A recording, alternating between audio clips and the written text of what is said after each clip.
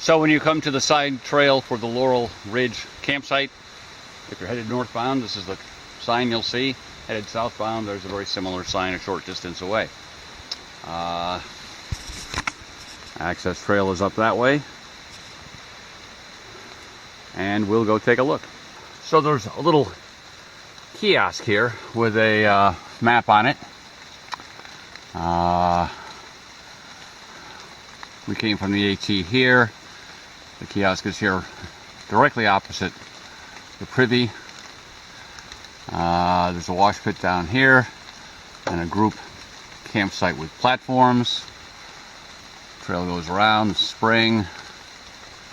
Site 1, 2, 3, 4, and 5, with a note that Site 2 has 2 adjacent single pads. So the privy is a moldering variety with the 2 sides, slides back and forth.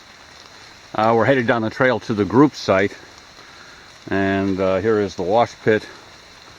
And wasn't on the map, but there's a bear box here. So the group site has 3 tent platforms, about 8 by 8 each. It also has a well-used fire ring, although I'm pretty sure fires are not permitted here. I'm guessing just because it's so close to the Connecticut section where fires are not permitted at all. For the rest of Massachusetts, campfires are permitted.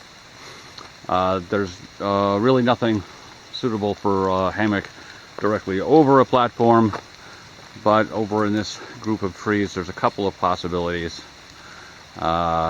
and no tenter will object to your taking them because there's nothing over there for a tent.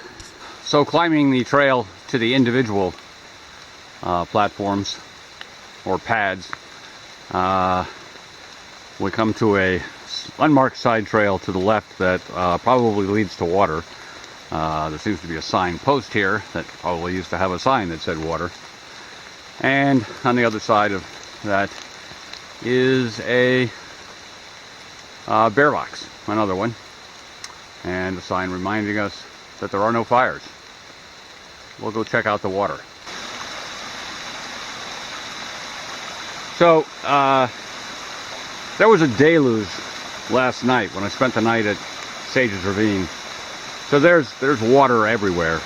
So this is probably not representative of what you're going to find in most days. There's water on the trails. So there's a nice little stream here now. The map said spring, and I'm not sure what exactly the spring would be. A short ways north on the AT from here, there is a major stream, and I'll make note of that when we get there. So there's a definite possibility for a second source of water. So coming down an unmarked side trail to the right of the main access trail, we find this tent pad. Looks serviceable. And here at Site 1, there's a possibility for putting up a hammock between this tree that's right at the edge and that tree a little back further on that side. They're about 6 paces apart, so I'm not counting this tree. And then an unmarked trail to the left brings us to site number 2, which, as the map notes, has 2 single tent pads. This is 1, and I thought this was 2, which wouldn't be bad, but actually 2 is over here to the right side of the big rock where somebody's built the illegal fire ring. So those both look okay. There's a herd path going off up that way. Probably leads to another tent site, but I'm not going to follow it. So sure enough, that herd path from Site 2 brings us up here to another tent pad, a little bit larger, which there's no sign. I'm going to call Site 3.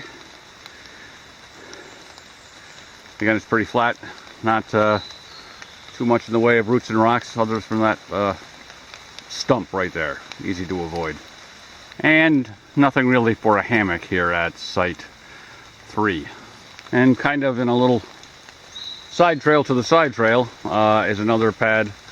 Also looks pretty nice, a little bit on the larger side again. And we'll dub this one, what are we up to? 4.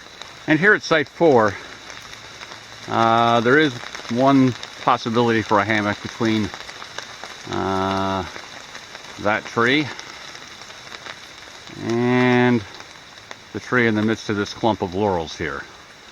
You'd be off the pad, out of people's way for the most part, other than people who want to use the herd path from here to 5. And then at the end of the access trail, one more tent pad, and it is the end of the trail, so this is clearly number 5. And again, it's probably the largest of all of them. And I'm going to say there's really nothing for a hammock here at Site 5. So about 1/10 of a mile north on the AT from the Laurel Ridge campsite access trail is Bear Brook,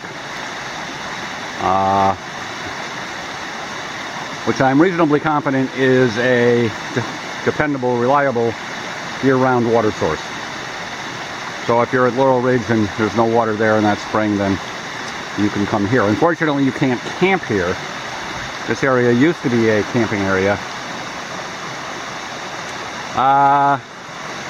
But it was so nice that it was heavily overused, and they were forced to close it, really, and that's why they built Laurel Ridge. So there you have it. Laurel Ridge campsite. Decent facility, has places for a few tents and even a few hammocks. Thanks for watching.